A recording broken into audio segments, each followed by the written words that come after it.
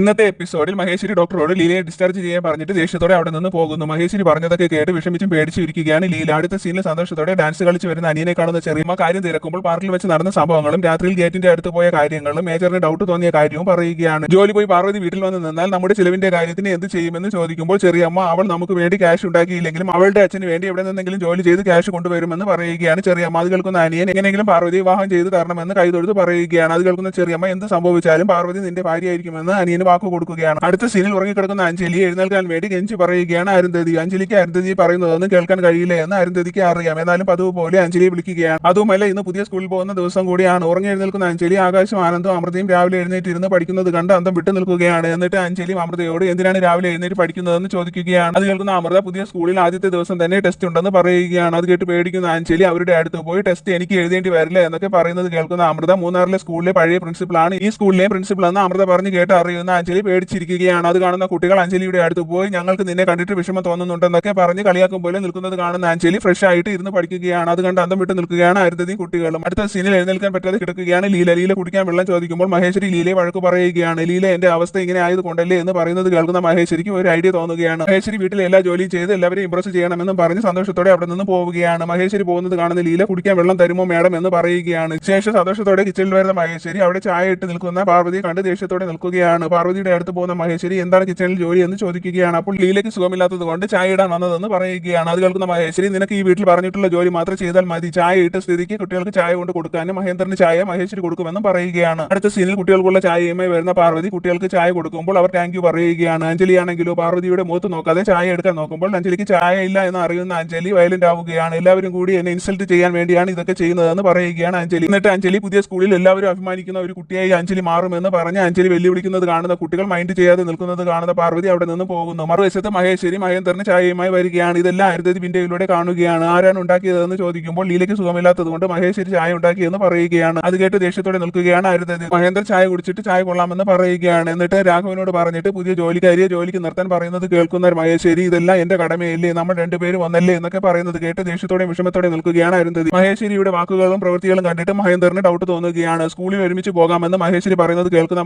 മഹേശ്വരി എന്തിനാണ് എന്റെ കൂടെ വരുന്നതെന്ന് ചോദിക്കുകയാണ്. കുട്ടികളെ സ്കൂളിൽ ചേർക്കുമ്പോൾ പാരന്റ്സ് വേണ്ടേ എന്നും ആരുവിന് പകരം ഞാൻ വരാമെന്നും പറയുന്നത് കേൾക്കുന്ന മഹേന്ദ്രന് ദേഷ്യം വരികയാണ്. ദേഷ്യം വരുന്ന മഹേന്ദ്രൻ മഹേശ്വരിയോട് ആരുവിന്റെ സ്ഥാനത്ത് ആർക്കും വരാൻ കഴിയില്ല എന്നും ആരുവിന്റെ കുറവ് ആർക്കും മാറ്റാൻ കഴിയില്ല എന്നും പറയുന്നത് കേട്ട് സന്തോഷത്തോടെ ഞെട്ടിലോടെ നിൽക്കുകയാണ് അരുന്ധതി. അത് കേട്ട് ദേഷ്യത്തോടെ നിൽക്കുകയാണ് മഹേശ്വരി. എന്നിട്ട് മഹേശ്വരി അവളുടെ സ്ഥാനത്ത് വരാൻ വേണ്ടിയാണ് അവളെ മുകളിലേക്ക് പറഞ്ഞു വിട്ടതെന്ന് മനസ്സിൽ പറഞ്ഞു നിൽക്കുകയാണ് മഹേശ്വരി. വിഷമിച്ച് നിൽക്കുന്ന മഹേന്ദ്രനോട് മഹേശ്വരി സോറി പറയുകയാണ്. എന്നിട്ട് മഹേശ്വരി അവിടെ നിന്ന് പോകുന്നു. മഹേന്ദ്രൻ ഓർമ്മിച്ച് കരയുകയാണ്. അത് കാണുന്ന അരുന്ധതിയും കരയുകയാണ്. നെക്സ്റ്റ് എപ്പിസോഡുമായി നെക്സ്റ്റ് ഡേ കാണാം. ബൈ.